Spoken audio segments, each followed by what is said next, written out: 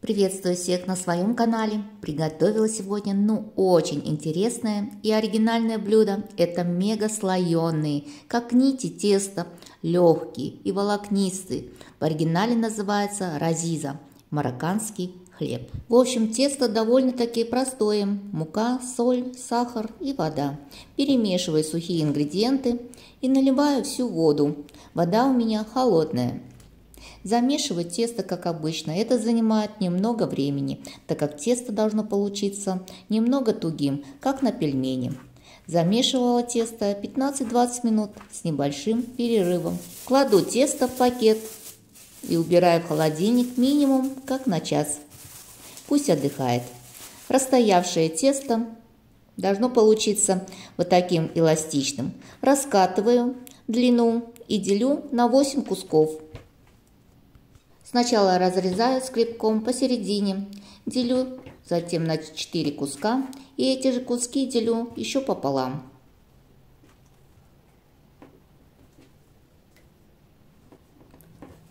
Катаю каждый кусочек теста в колбаску и придаю ему плоскую форму.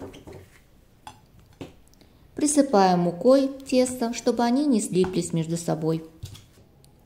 Накрываю пленкой, чтобы они не обсыхали. А для прослойки беру сливочное масло, растапливаю просто в микроволновке и наливаю масло, растительное масло. Все пополам, перемешиваю. Беру кусочек теста и раскатываю скалкой слегка в длину. И так раскатала все кусочки, убираю на поднос и накрываю пленкой, при этом присыпала мукой. Буду пропускать тесто через специальный станок лапшерезку под прессом. В итоге получилась полоска толщиной 2 мм примерно. Здесь еще можно справиться самой, но в итоге у меня появился помощник, чтобы быстрее все это прокрутить на тонкую лапшу. Обязательно смазываю полоски теста маслом, которое приготовила. Можно нарезать тесто вручную, как на лапшу. А еще лучше, конечно, если есть такая у вас лапшерезка, пропустить тесто через нее, что я и делаю.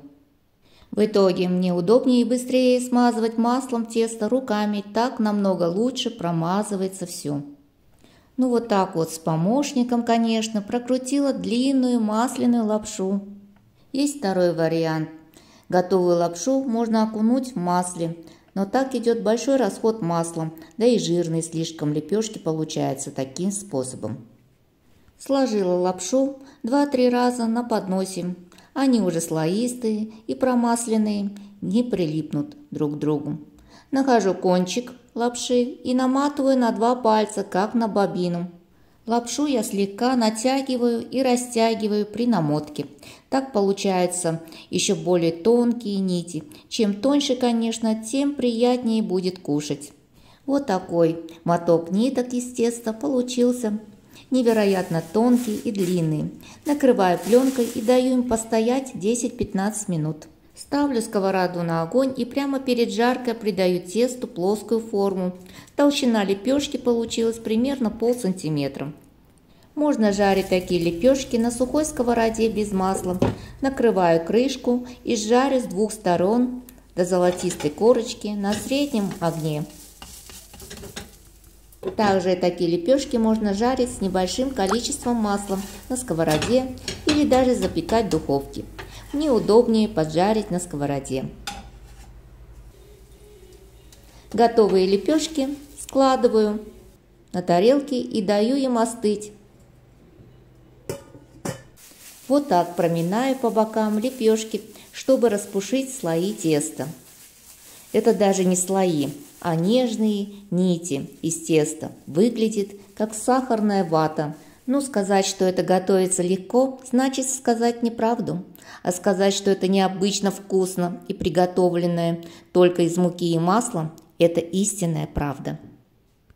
Подают такой марокканский хлеб, как на десерт с ароматным медом и как обычный хлеб. Мне же нравится больше вариант с медом. Друзья, всем спасибо за просмотр. Ставьте лайки, если это видео было полезным для вас. С вами была Наталья. Пока-пока!